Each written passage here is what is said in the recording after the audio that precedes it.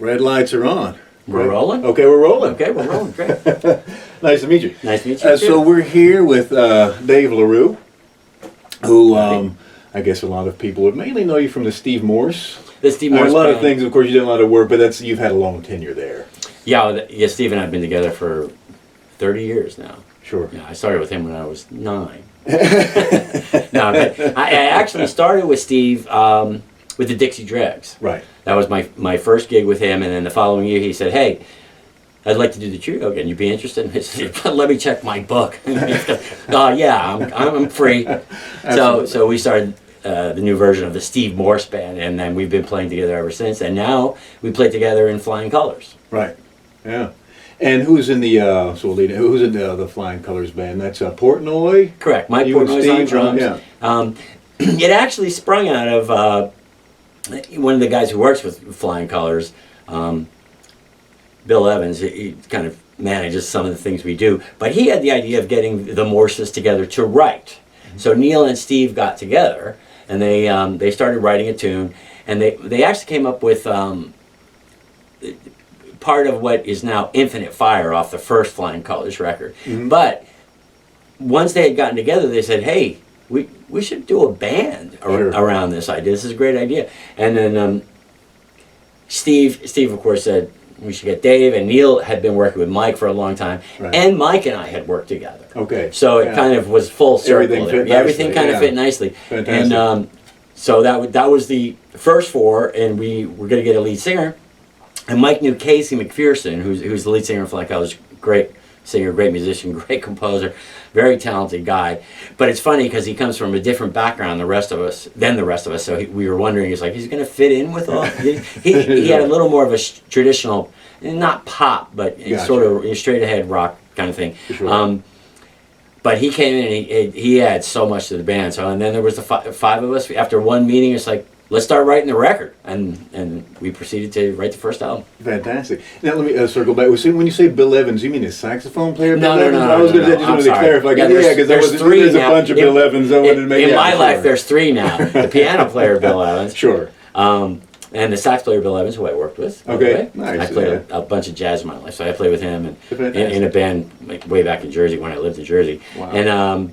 And Bill Evans that I'm discussing is he's a software developer. He wears a lot of hats, but he's very into the music business, and he kind of organizes the Flying Colors thing, and he does a lot for us. Even now, I mean, he helps us with the production of the record and stuff, and getting everything so we can record. Right. And, very, very, very much involved and very helpful to us. So, but it's a third Bill. It was good to clarify, because when I heard that, I was like, wow, I wouldn't see that. Didn't make that connection. Yeah, that would have been worlds collide. Guys everywhere. Yeah, nice. Now you're here. You're in town now to do. I don't want to call it a stretch reunion or something, but it's something. But it's more like you and Glenn have a new record out.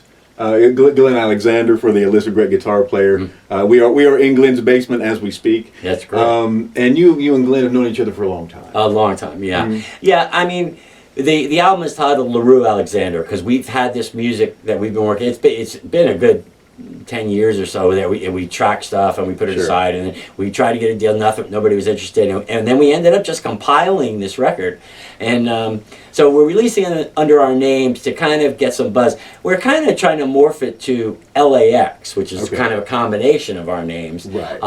But we put LaRue Alexander on the title because people will know who we are. Gotcha. I mean, just to kind of get it going. And the title of the record is actually LAX. Gotcha. But yeah, Glenn and I have been working together for a long time now. I mean, we're brothers in arms. We grew up together, so to speak, musically. Sure. Cut our teeth together, learned a lot, and have, I mean, obviously are very close friends, and we've maintained both our musical and personal relationships over the years. And we finally, got this record out, and this is an opportunity for us to play some shows, sort of announce the record, and hopefully have it lead to some other things. We'd love to take this band, and before I forget, Romaine is playing drums with us on this little run, and he was part of the Stretch Days and everything.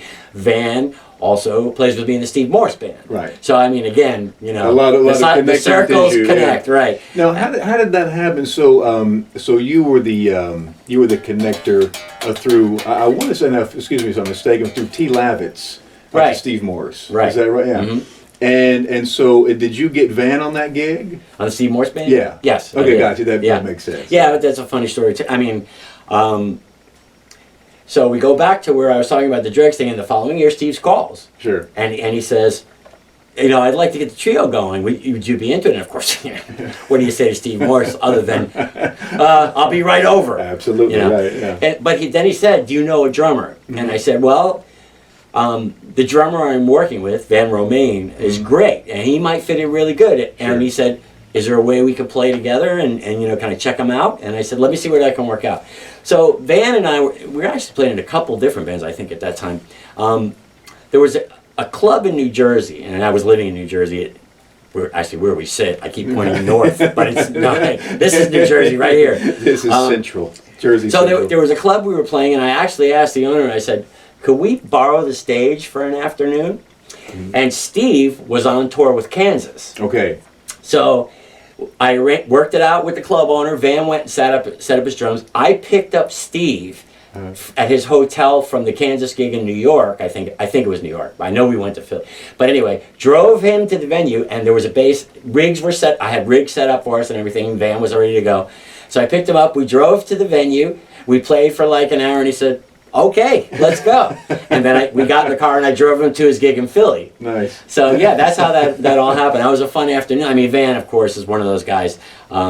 Playing his ass off. Yeah, he's great. Yeah, but Steve walks in and he starts calling tunes, and it's like we could have played a show that night. Right. So it was great, and it's he's a great addition to the Steve Morse band. No, it's a great yeah. trio, great chemistry. Yeah, well, it has to be. I mean, nothing really lives that long unless it's a nice spot. Yeah, and that's true of LAX, so let's call it that for now. Right. But I mean, Glenn and I and Van have also have a unique chemistry too. It's just now, great. when you guys were coming up, so this would have been in with you, Glenn and Van.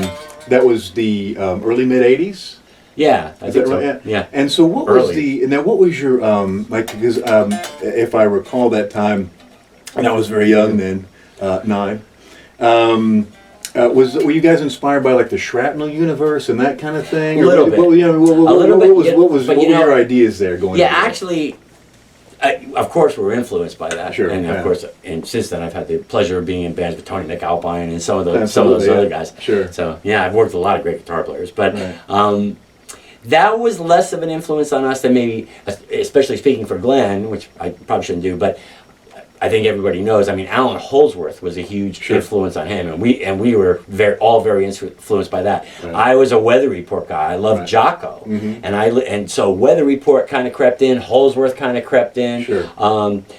Return to Forever to an extent, and Van was a little more of a groove guy. Right. So those three disparate elements kind of came together, but a little more towards the jazz side than the Shrapnel guys. Gotcha. I mean, our music was always harmonically very dense, very thick, like Holdsworth. Right. Glenn in that period was very inspired by Alan's work, and it was, I mean, one of the best, a couple of the best gigs we ever did was opening for Holdsworth. Right. So I mean, that was that was heard the story. Yeah, that's fantastic. Yeah, so that was great. So yeah, I would say a little more along those lines than the Shrapnel guys, but that not to leave them out, because we are all aware of that and we all listen to it. Because that was Big Mojo at the time. McAlpine and Codson and that along those lines. Oh yeah. And you even and I don't hear. You did a couple of records with Vinnie Moore. I did. I don't know if he was on Shrapnel or not, but I equate him to that. I think initially he was. Yeah, it makes sense. But I think I did the shreddy guitar thing. Meltdown. Maybe it was Meltdown. I did, and that was Shrapnel. And then he did some other labels. But yeah, I did 3 or 4 different ones with him. How did that come about with Vinnie? Ooh, I gotta think back. I don't know. He called me, I think. Yeah. Done and done. And I think at that point we're all kind of starting to interact in different circles, and we hooked up, and he said, "Hey, we want to play on this stuff." And I said, "Yeah." Nice. That's right. He was actually touring with his own band, but then I started doing some of the recordings. But I never got to tour with him. Oh, okay. Because you did a few records. I thought you probably did some live stuff with it. Yeah, right. I mean, I've played with him only at like Ernie Ball festivities or something. I mean, I'll end up playing with pretty much everybody. Sure. But I've gotten to jam with Vinny on that. I remember we actually did one. I think we played 3 or 4 of his songs, and I had been on them, so I had to learn my parts again. It's like, well, I don't remember what I played. Nice. But yeah, it was great. Vinny's great, man. There's so many great guitar, and I'm so blessed. I mean, I worked with so many great guitar players. It's amazing. You did a thing, even that. No, that's because I'm curious about that too. Was Petrucci and Satriani? Was that simultaneous, or was that At one the G3 time, thing? it was. How did that come about? Well, Petrucci had actually seen me play with Glenn. Okay. Oh, nice. Yeah, he's and he told me the story. It was funny. He was because he was thinking of doing a solo thing. Sure. Mm-hmm. And it was great. It was nice of him to tell me the story. But I think he came to see us with his wife. Okay. And he said, I leaned over to Raina and I said, that's the guy I want in my band. Oh, fantastic. Yeah. And so that came about. And then through touring with John, and that's where I first met Mike too, because Portnoy was on the original G3 tour. Makes sense, And then we were playing, and then Joe contacted me after I'd been on a couple tours. He said, his bass player left, and he said, let's get Dave. Sure. So I played with him for a couple years. Fantastic. Yeah, through him just seeing me every night. Right. And John. Yeah, and you get to know people, and it's a nice. Yeah, I did. Yeah, that G3, that's had a lot of success. Oh yeah, it's amazing. Everybody from the Phil Collin, the Def Leppard guy, to Malmsteen, I you know what I mean? yeah. They're just really piling it on. Yeah, it's excellent. Yeah. And so the bongo. Oh, okay. Tell me about the bongo. Well, this came, and I mean, I'm on the periphery of this, but from my perspective, Sterling Ball, the president of Ernie Ball, came to me and he said, Dave, I want to make a multi-pickup bass. And at that time, they hadn't expanded the Sterling and the Stingray line to where they had the multi-pickup bass. You could get a single coil and 2 humbuckers now or whatever. Sure. Right. The Stingray and the Sterling both had just the one humbucker. Mm-hmm. And as I told you earlier, when I was playing, we were talking before. Sparingly, so not to ruin the moment. Yeah, I got with the company because they came out with the Sterling, which had a great neck, very playable, but it had the 3-way pickup selector that gave me a variety of sounds to work with. Right. Yeah. So I love that bass, and I was playing that. And then, so I'm already affiliated with Music Man, and I'm doing their Sterling. I was one of the first guys to play the Sterling, if not the first. And was that through? Was that through Steve? Well, essentially, because I know he uses those. Before those are great guitars. Yeah. Oh yeah. But before I played any of their basses, I wasn't a big fan of the Stingray, and they talked to me. I said, "Would you like to play this?" And I said, "No, I don't. For various reasons, that bass doesn't work for me." Right. But I was using their strings, so I was working with them on this string. Nice. I was a string endorser. Nice. Yeah. But then it all turned around. One year, Sterling came to me at the NAMM show and gave me what I think is the first Sterling. Nice. And it was great. I said, I could play this bass. And great bass. And so I played Sterlings for years. But then Sterling came back to me a couple years later and he said, I want to make a multi-pickup bass. Mm-hmm. What do you think? And I said, I think that's a great idea. And he asked me, he said, I don't know if this is how he phrased it, but he asked if I would help. I said, I'd love to be, or want to be involved. And I said, I would love to be involved in the process. Right. And I remember one thing, he looked over and goes, 24 frets? I said, absolutely. So I called that one. But so it was a great experience for me because they flew me out to the factory 3 or 4 times. Nice. And we worked on the bass, and I was in there with their rocket scientists and me. And it was cool. We had an amp that I'm familiar with, like my rig, and we had a Sterling, which I was using, so we can A/B all this stuff. Sure. We had a jazz bass, I think. Okay. And then they made a mock-up of the bongo where we could swap pickups in and out, and preamps in and out, and all the. So we were kind of like, I don't like that front pickup. Let's try the back pickup with the. So we were really working it, and fantastic. And then we ended up with the product. So I was very involved in the sound part of the design. And wasn't BMW at some level involved with the body design? Absolutely. I can't even say. I think I heard that. I don't know if that's a thing or not. Sterling wanted to go outside the box and not just have another jazz bass shape. Everybody does that. Right. So my understanding is that he went to the car designers at BMW and he said, "Draw me a guitar, okay?" And make it different. Don't just draw me a picture of a Les Paul or he was talking basses, but anyway, So they ended up settling on. I saw the mock-up of the Bongo. If you'd have seen some of the ones they didn't pick, talk about thinking outside the box. This is relatively mild compared to. I saw the sheet, and it was like it was sort of life size. You know, basically it was like a picture like this big. Right. Some of them were wild. But they ended up settling on this. Nice. Yeah, fantastic. Yeah. And they make 4-string, 5-string versions of this. And There's a fine and six. Oh, no kidding. Yeah. I think another Satriani, and I'm sorry, I can't remember his name, plays a 6 bongo now that I think about it. John Young from Dream Theater plays a 6. Okay. No, it's Bino? Oh, Philip Bongo? Yeah, I think he plays a 6 bongo. I could be mistaken. I don't think so. I think he may play a 6, but I don't think he plays the bongo. Yeah, he may have switched though because we toured together. So okay. He may have said, because I was going to say he was in that universe of Bonds. Yeah. So I've toured with Philip on some of the G3 stuff. I mean, great guy. Great guy, great musician. Yeah. So, but there's a 4, 5, and 6. I've actually been playing a lot more 5-string, and on the last Flying Colors record, I bet half the album is 5-string, and for me, that's going some. Right. But I'm. How do you find that adjustment? I'm starting to. It took me a long time, but I had several gigs where it was all 5, and I just had to get used to it. Right. I worked with Planet X, and then with John Petrucci, it's all 5-string. Right. So I just got used to it, and so I've kind of gotten to appreciate some of the things the 5-string can do. And when we were writing the Flying Colors record, I said, man, this would be cool on 5. Right. So half the record is 5-string, and now I play 5 on their gig as well. And I love it. I mean, I'm not quite ready to jump ship from the 4. It's a very different thing, and I think it's one of those issues that as a bass player, because somebody's going to write the low E flat or whatever, and it just makes it different that register, and it's really nice. I come from listening to a lot of Anthony Jackson. You know what I mean? Oh, so that low, it's really Yeah. It's such a beautiful sound. It is. But the 4-string, it's such this sound. It's not simply that you were adding. Of course, you are just adding a string to the 4-string, but the feel of it, the sound is different. It's a different beast.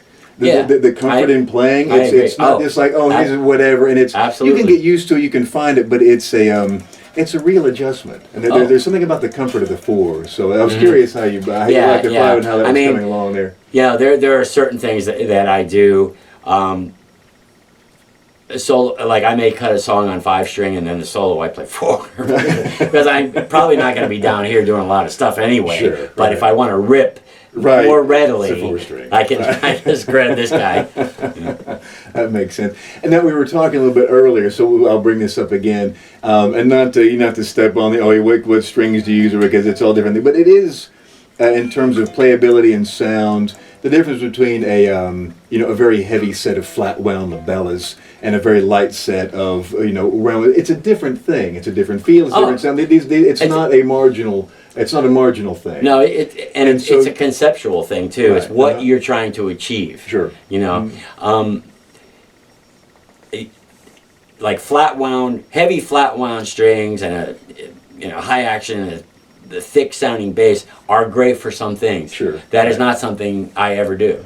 Right. So I have no need for that. And to me, flat wound strings sound awful. But I hear music and it's like, okay, that's how you use them. That sounds great. That's perfect for the song. But I don't find myself in those situations, and so I like a nice, bright, round nickel round wound string. Sure. Yeah, that makes sense.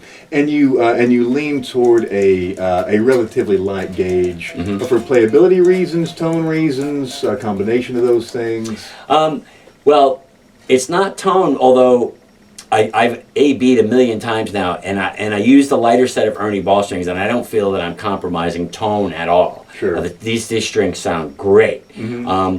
But one thing I like, the lighter strings speak a little more, a little more clarity with them. Sure. But it was really a playability thing. I used to use a heavier gauge, and I started going out with Steve, and we're doing like cruise business. It's like, man, I can't bend the strings every night. You've got sure. That was the thing. Right, every night, it's like your skin's flying off. It's like, this is killing me. So I went to the gauge. Actually, this gauge right here. So What's it? we got That's it's not 40, super 60, light. yeah, That's it's pretty light. like I mean, it is light. Yeah. 43.95. Sure. Standard is more like 45 through 100, 105. Yeah, sure. Yeah. Right. I mean, that's what some guys do. Mm-hmm. But yeah, I mean, I love them and they sound great. I mean, these strings really speak. So. And do you keep this for a 5-string and add a relatively light B on the top? 125. 125. Okay. Yeah, 125. Well, that's not a super light B. Same, it's on the light side. Same exact size. Yeah, most people use 130 or 135. Sure, right. But yeah, I use this set of strings with a low B at 125. Yeah. Yeah. Oh, fantastic. Yeah. Nice. And it sounds great. I mean, on the Flying Colors, those lower notes are big as a house, man. It's great.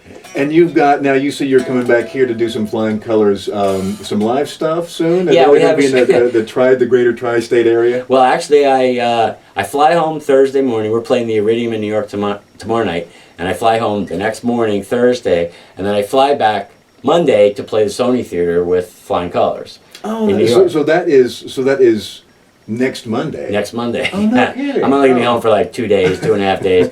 And then Why don't you stay here, Crashes Glenn? He's got room. I got a little boy. I got to go see my son. Oh, fantastic. How old's your son? 9. Oh, yeah. How's that going? Oh, it's great. They're fantastic. Yeah. I have 3 children. Yeah, so it's Yeah, great. he's the center of my universe. Is he a musician? He's only 9, but he is an incredible piano player. Okay. Fantastic. It's amazing. His mother is also a great piano player, Right. and sometimes I think it's his mother playing, because he's starting to get a little more advanced. And Right, yeah. You know, He's got some chops. But Yeah. his musical sense is amazing. The dynamics and his time is great. But Mhm. what he really loves is drums. Okay. Yeah. He doesn't like to hit I have an electronic drum set for him, Sure. and he's in there all the time now. And he's got now he I mean, I have an amp, and he can even play tunes through the amp and play with it. But now he likes to do the in-ear thing. He's got Sure. the headphones on. Right. Yeah. It's one of the things I love about this, though, is he grew up and was always fascinated by dream theater and the kind of things that I do. And this kid, like, he'll start. I mean, I watch from the side, and he's playing through the tunes, and there's all these odd meters and stuff, and he's playing the phrase that he'll never be bothered by odd meters. He's just growing up with it. I mean, it took me a long time because everything was in 4, and all of a sudden 1, 2, 3, 4. 1, 2, 3. Yeah, now it's and he just feels it. He hears it, so it's so great. Sure. Yeah. And was that did you find that since there was music around the house that he just gravitated to it organically from a very early age? Was that the experience? Yeah. And sure. I mean, honestly, part of it was he would watch videos I was on. Sure. You know, like with John or with Joe Satriani or Dregs stuff. He started watching that, and then, as kids do, they branch out and they see it's like, oh, okay, well, John Petrucci's Dream Theater. Sure. And next thing you know, and of course, then he sees their videos and their production. It's a whole thing, right? It's a big event. Yeah. Yeah. So he got into that. So he loves that stuff. But I just love that he really took to the instrumental music thing and enjoys and understands the weirdness of it. Yeah, no, that's fantastic. And I think that's right. When there's that influence early, they're just like, oh, they're grabbing your instruments and they're just getting after it. They usually put a piano in front of them like, oh, what's this? You know, and that sort of basic interest develops, that it's around and that you support it. Yeah, that's fantastic. Yeah, Very yeah, nice. it's really fun. Yeah, that's excellent. Yeah. And so that's Monday the 7th? I want to say at Sony Theater. Yeah. And is that Flying Colors? And what else is that? Is that just you guys, or is it another? There's an opener. Oh, good guy. But we're headlining. Yeah. Sony Theater's fantastic. I think it's sold out. That's a great. Well, I'll have to get a pass there. Nice. Oh, yeah. Oh, fantastic. Well, it's been a pleasure speaking with you. Certainly, and this is for the good people who are Bass magazine readers. There will be a print version of this, edited in some way, and this will be. You're watching. You told them. No, you don't edit me. Just kidding. You have to severely edit me. Because if you take directly a transcript of a conversation, it sounds like everybody's having an aneurysm. You know what I mean? You've got to cut that stuff down, or it just sounds like and what. There's too much of that to it. Nice. Well, thank you to the viewers, and thanks so much, Dave. Oh, my pleasure. Thank you. Check out Bass Player Magazine. Bass Magazine. Oh, Bass Mother Chris Oops. There's an edit there. Do that. Check out Bass Magazine. Oops.